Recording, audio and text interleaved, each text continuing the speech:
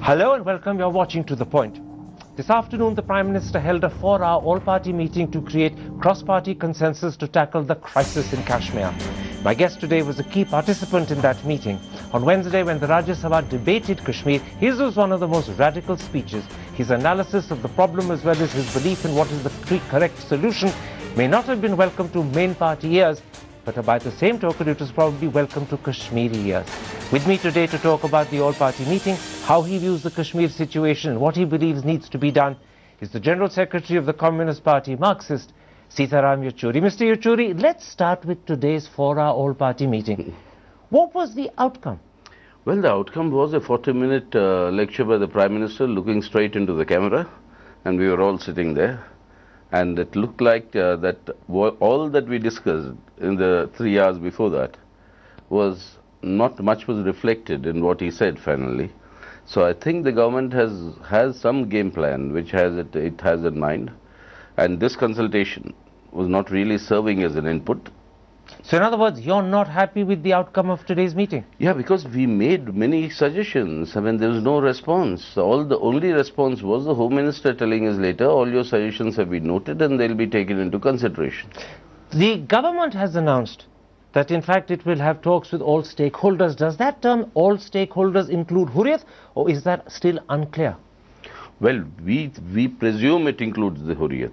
Otherwise, like everybody said, including Dr. Karan Singh, who knows, I mean, the Kashmir and J&K, the Dogra Empire at the back of his hand, including him. There's no point talking to those who agree with you. But when you say you presume it includes Hurriyat, are you therefore suggesting the government hasn't made it clear? This is just your presumption. Yes, this is only my presumption. We've said it, and it should be an open dialogue with all stakeholders. But the government hasn't made it clear? No. No. Now, it's also been said that the opposition, and perhaps you in particular, pressed the government for two things. A, that pellet guns shouldn't be used, and B, ASPA must be lifted from at least selected parts of the state. Yes. What assurance, first of all, did you get about pellet guns not being used? Nothing. Nothing at all? Nothing at all.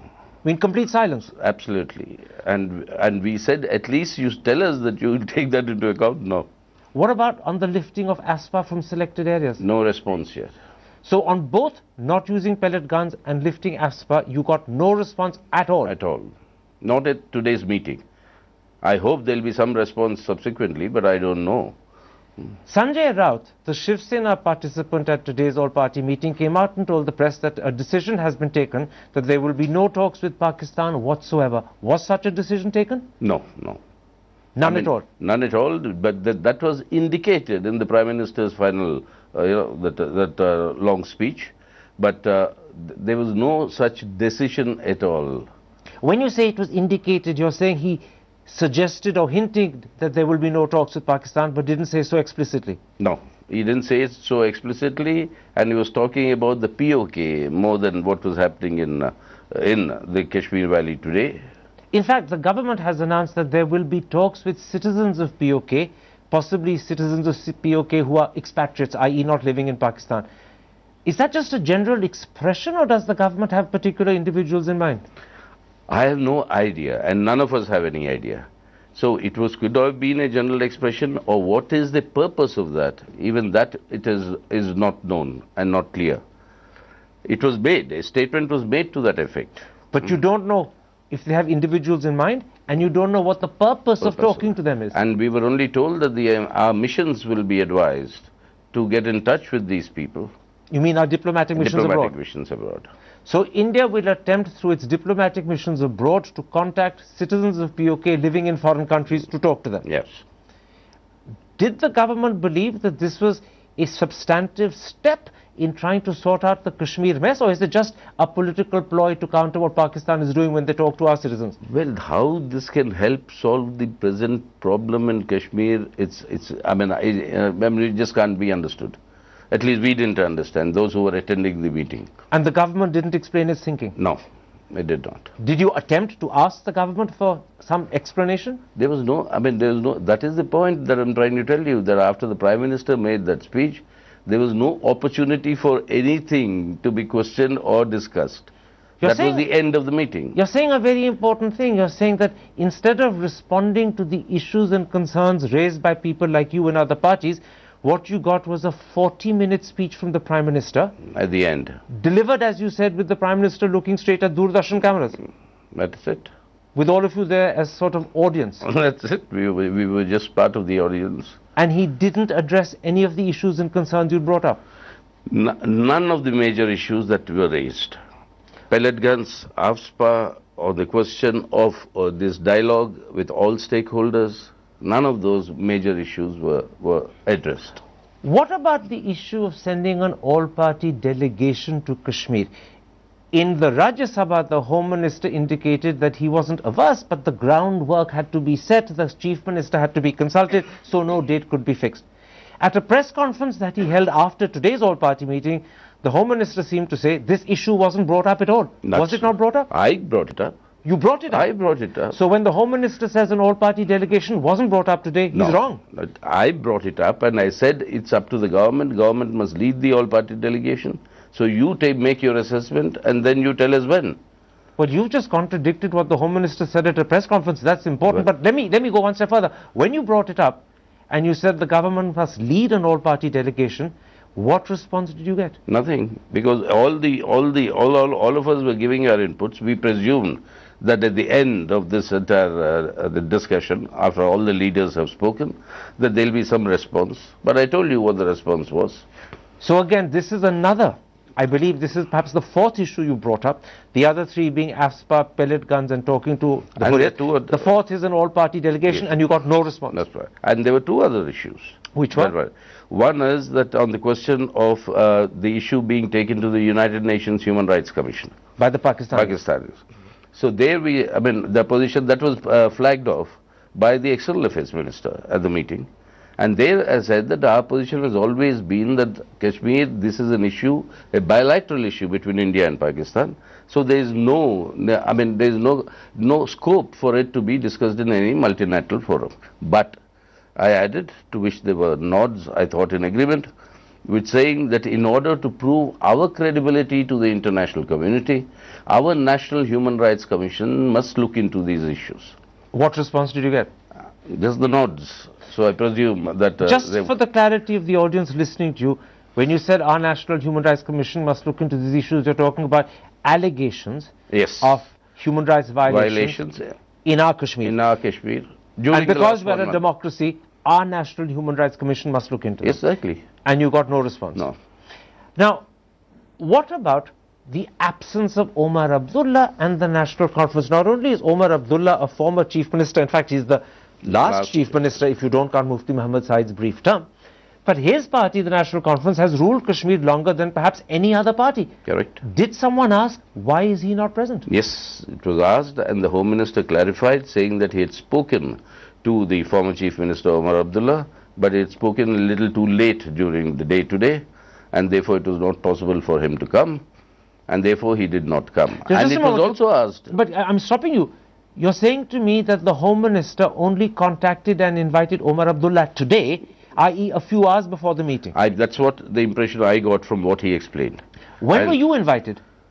We were told, we got a letter late last night at our residences, official residence, saying that 15 minutes after both the houses adjourn, the meeting will be there in the Parliament Library. In other words, you were informed at least 12 hours to 15 hours before Omar Abdullah was told. I presume so. From what the Home Minister said, that was clear.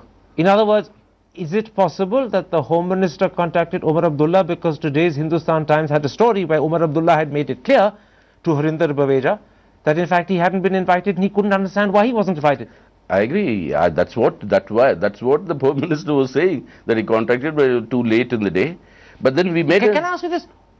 Did anyone ask the Home Minister, why did you, too late in the day, just a couple of hours before the meeting was going to begin, contact the last Chief Minister? Why didn't you do it earlier? So their answer, presumably, which was hinted upon, not again directly answered, was that we were only consulting the parties that are there in the Parliament.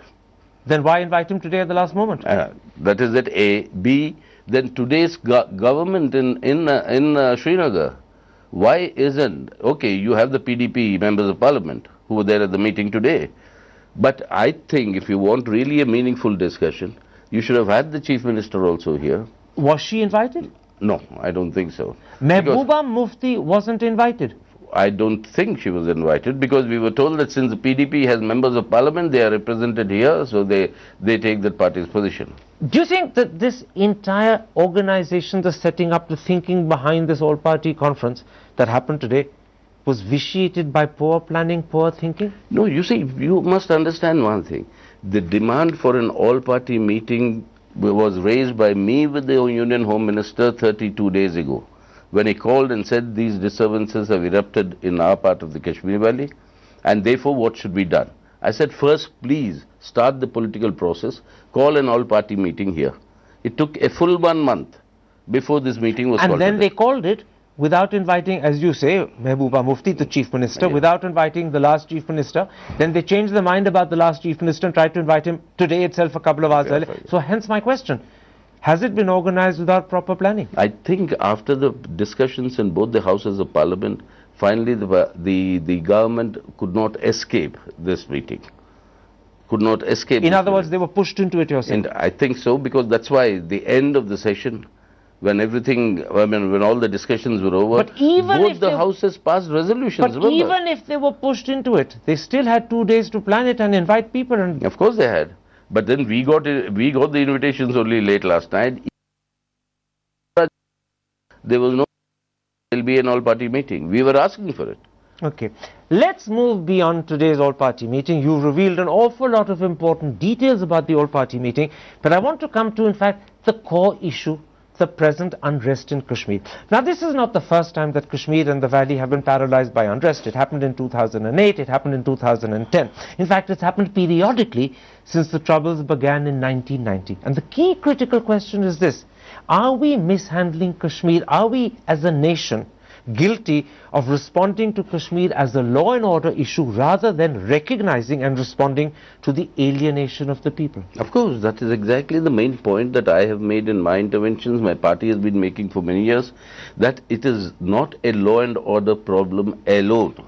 It is essentially a political issue, which the main question is addressing the concerns and the promises we have made to the people of Kashmir down the years. I want very much to explore what you've just said, but before I do, I want to put to you the Home Minister's position. He said it very forcefully twice in Parliament. I believe the Prime Minister repeated it today at the all-party meeting, that in fact the key problem in Kashmir is Pakistan organized terror, which suggests that Delhi doesn't have to accept responsibility for mishandling the situation. That is secondary or minimal. Do you agree with the Prime Minister and the Home Minister's position that the key source of the problem is Pakistan rather than any mishandling by Delhi? I would agree that there are two major sources. One is also the interference and infiltration from across the border. But remember what I said in the Parliament. I said even a vulture swoops down to feed on the carcass when it smells the blood. The blood is being split here. And if the vultures from across the border come, we must also examine why the blood is being spilled here. This suggests to me that of the two causes, the bigger cause is the mishandling by India, because that's creating the blood the Pakistani vultures are feeding upon. Even if you want to be charitable, let's not say which is the bigger and smaller, but even if these are two factors, you cannot solve the problem without addressing this issue of why are the people of Kashmir getting alienated. Well, let's then come to that. In an interview that he gave me last month, former Home Minister P Chidambaram said that in his eyes, the core of the problem was, and I'm quoting him, "We have ignored the grand bargain under which Kashmir acceded to India. We broke faith, we broke promises." If I'm correct, in the speech that you made in the Rajya Sabha, you were very similar and very close to this line of analysis. Do you agree with Mr. Chidambaram that the key problem is India broke its faith and promise? Yes, and that is, but they are responsible as much, they being the Congress party. You know, that is the key difference. But the point is correct. The point is correct. From the instrument of accession, from how Kashmir, Jammu and Kashmir, the former Dogra Empire, integrated with India, how it became an integral part, what were the terms of it, from that moment onwards, and various promises you made down the line, you can see a string of betrayals. In other words, the betrayals began almost at the point of accession in 47 and they've progressively continued all the way down the line. May not have begun at the time of accession, but shortly after that. In a speech that he made on Wednesday, Dr. Karan Singh, the former Maharaja of Kashmir and then the Sadr-e-Riyasat, speaking in the Rajya Sabha, made 3 critical points, or rather he reminded the audience of 3 critical points. First, that Kashmir in 47 only acceded to India in terms of 3 subjects: defense, external affairs and telecommunication. Secondly, Kashmir was the only state that didn't merge with the Indian Union, all the others did. Kashmir instead has its own constitution and its link to the Indian Union is through Article 370. And then thirdly, he said, starting with 1952, a whole series of presidential orders have encroached upon the autonomy that Kashmir wished to keep for itself. Absolutely. India has steadily and progressively encroached on that autonomy. Are those the ways in which the bargain that India went back on was progressively and successfully undermined? Yes, you see, but the point is, it's not a very simple process. It went through very complicated stages, but at every stage there is a dilution of what we had promised. Remember, Kashmir acceded to India under Article 2 of our Constitution, where it says states can join the Union, but on certain terms, and that terms were Article 370. And then you had Article 371 A, B, C, D, E, F, G, H for various states in our country. So it's not unique.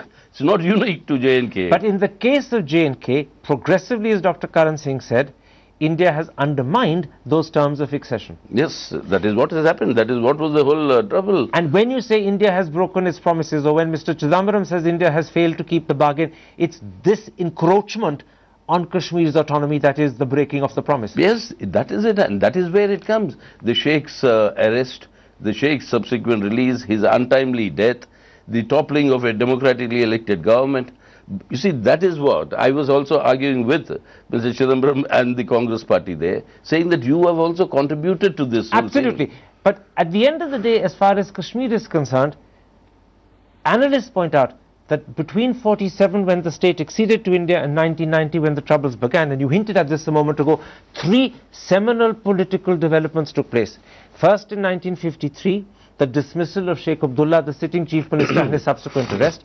Then, at midnight in 1984, the toppling of Farooq Abdullah, another chief minister. And finally, the rigged election of 1987. Do you believe that these 3 seminal events have A, undermined Kashmir's democracy, and B, destroyed, and I'm using that word deliberately, destroyed the trust the Kashmiri people had in the relationship with Delhi? Well, I hope it's not destroyed. But badly damaged? Damaged, yes. Damaged, yes. But remember always, the other factor of Pakistan's interference and infiltration, etc., always is a constant. But Pakistan's been feeding on this. Yeah. And the point is, on that, we've told that today as well. All of us are unanimous that as far as Pakistan's interference is concerned, we stand together and we will not permit it. But solve your internal problems. And there you agree that these 3 seminal events undermined Kashmiri democracy and angered the Kashmiri people. And that is why today people are actually looking who is the leader of what is happening in Kashmir for the last 32 days. But before we come today, let me pause a bit. There was also 1990 and the troubles that happened thereafter. India today has some 700,000 soldiers stationed in Kashmir. And there are very good reasons why the Indian state has kept them there, because they're needed for security. But do you accept that the same military presence, when seen through Kashmiri eyes, looks to Kashmiris like military occupation, and Delhi has failed to understand that? Absolutely. You see, that is the thing. You see, you have to deal with a psyche. You talk of these great grandiose words. Coming from Mr. Vajpayee, it had more sense and gravitas, which it doesn't have today. Coming from the present leadership, that is your insaniyat, your jamhuriyat, and your Kashmiriyat. Now, these are concepts that have very, very loaded meaning.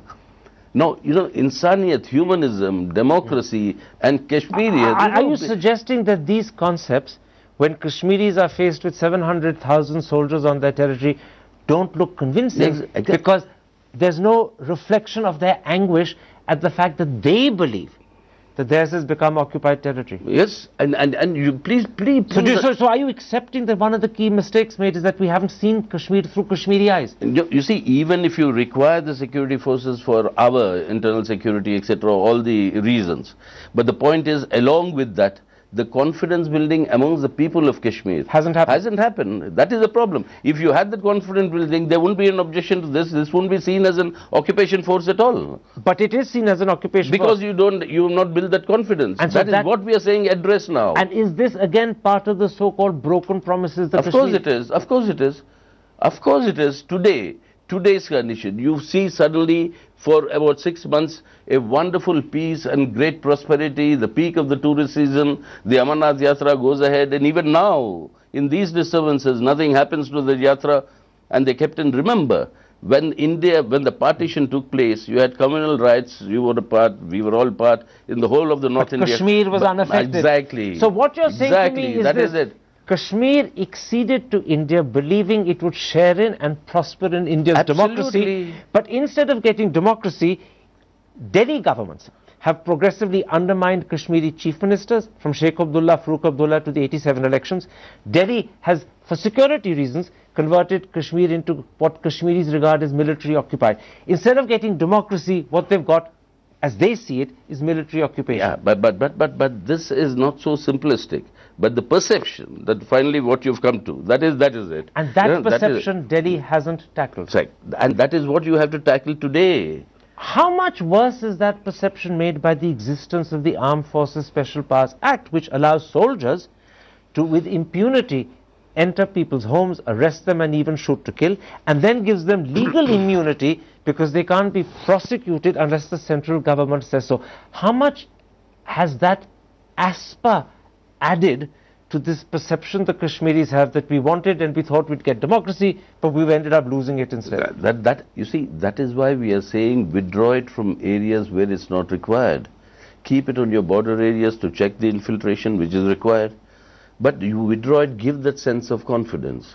Give that sense of confidence to the people of Kashmir that they are equal citizens in our democracy. And again, we fail to do that. Yes, we are. We are failing to do that. So what you're saying is that there are a litany of promises that we've broken to the Kashmiri people. Yes, we have. And we have recognized it. It's not that they're not unrecognized. Well, when you say we've recognized it, you've recognized it. Parliament recognized. Mr. Chidambaram has recognized it, but the state of India or the government of India hasn't yet recognized But it. also the Parliament. Look at the resolution that we passed unanimously. That resolution is so clear. We're winning the confidence of the people of Kashmir, building the trust with them. I use the term trust deficit. You believe that the resolution passed by the Rajya Sabha and then today by the Lok Sabha actually acknowledges and accepts that there's a set of promises broken? Of course it does. In those explicit terms? No, not in those words, but it's implicit that we have to build the trust, regain the confidence, work towards social harmony. Are you sure this is not just your interpretation of the resolution? Because I don't think the government believes that the resolution even implicitly accepts that we broke faith and broke our promises.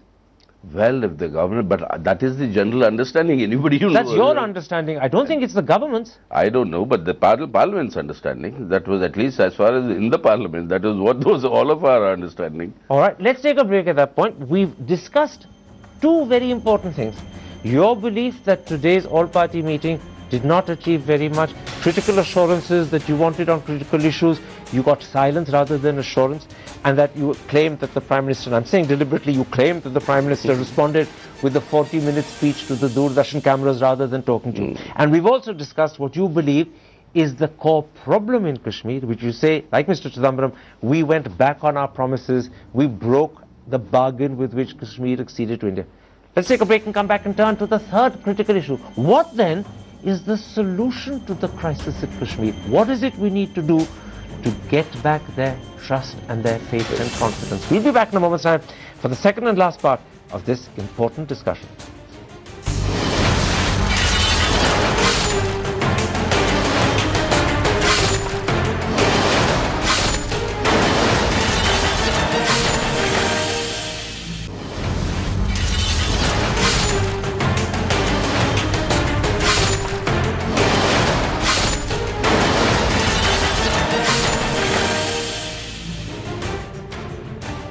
Welcome back. You're watching To The Point. My guest is the General Secretary of the Communist Party, Marxist, Sitaram Yechury. Mr. Yechury, in part one, we talked about your analysis of why the problem with Kashmir has occurred, and you said basically India has broken its promises, it's gone back on the bargain with which Kashmir acceded to India. Now, when I put the same question that I'm about to put to you to Mr. Chidambaram, he said to me, the solution is to roll back to the extent practicable and possible to the terms of accession of 1947. Do you agree with that broad analysis of solution? Not absolutely. I would agree in the sense of going back to redeem the promises that we have done, which have not yet been redeemed. But you see, situation in 47 and situation today are different. You have different technological levels, your communication has been revolutionized. I mean, you know, these things cannot now any longer remain within the confines of any one particular state of our country. So you're saying, I'm interrupting, that the broad statement, the solution is to roll back to 47, sounds good, but it's impractical. Impractical today, but therefore what needs to be done? That is why... Precisely. What then is your solution? Yes. You see, we have promised, we meaning the Indian state, the Indian government of the days, the previous government. We've had one Prime Minister talking about sky is the limit for the autonomy, Mr. P.V. Narasimha Rao. Then you had what we've just went through, what Mr. Vajpayee said. Within the borders of Insaniyat. Now, if all that is to be done, we have then, please remember, 5 working groups were set up. But that's history. Come to... Those are the recommendations. What needs to be done? You please tell us what is the recommendation, what is the government accepted or not accepted. Nobody knows. But Parliament doesn't know. I understand. But I am asking you a simpler question. You're saying to me, we don't know what the recommendations of the working groups were. We don't know fully or officially what were the recommendations of the interlocutors. Interlocutors, yeah. Because we don't know them, we don't know the other solution either.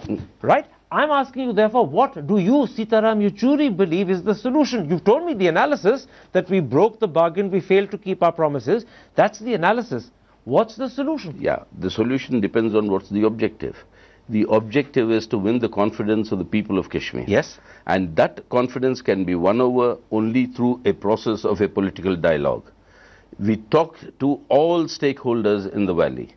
All stakeholders. So that's the underline. That's the first step. First step. Secondly, what do you talk? What do you talk? That content of what you will talk is already, you have yourself appointed various committees, commissions, whatever you call them, interlocutors. They've given reports. Discuss those reports, take up those recommendations and talk concretely. Well, we don't know what reports they've given, so let me ask you... So let us know. Well, let me ask you a more specific question. If the first step is talking to all stakeholders, is the second step a willingness to talk about giving greater autonomy politically to Kashmir? Mr. Chidambaram says you can have asymmetric distribution of powers to states. He says that India was suggesting precisely that to the Sri Lankans, so that the Tamil areas of Sri Lanka can have greater powers than other areas of Sri Lanka. And he says if you can recommend that to the Sri Lankans, you can do it to Kashmir. Do you go with that? Whether we go to that stage or not, to what level we go, again depends on these talks, no? These consultations. But should we be open to going to that level? Yeah, that is why, precisely why I'm saying, where are your reports, recommendations, make them public, let all of us know. Public means at least the parliament, you tell us, and therefore, and let us all know and let us engage. But suppose those with the people of Kashmir. Suppose those reports and recommendations, which neither you nor I have seen, don't recommend giving greater autonomy to Kashmir, then what? Let us see what they recommend. You don't know, I don't know, parliament doesn't know. If talks with everyone, all stakeholders is important, who do you talk to in the present situation? Because this is a spontaneous, leaderless protest. The Hurriyat is not as relevant as it used to be 10, 15 years ago. Correct. Who do you talk to today? Yeah, that is precisely why you have to identify the civil society.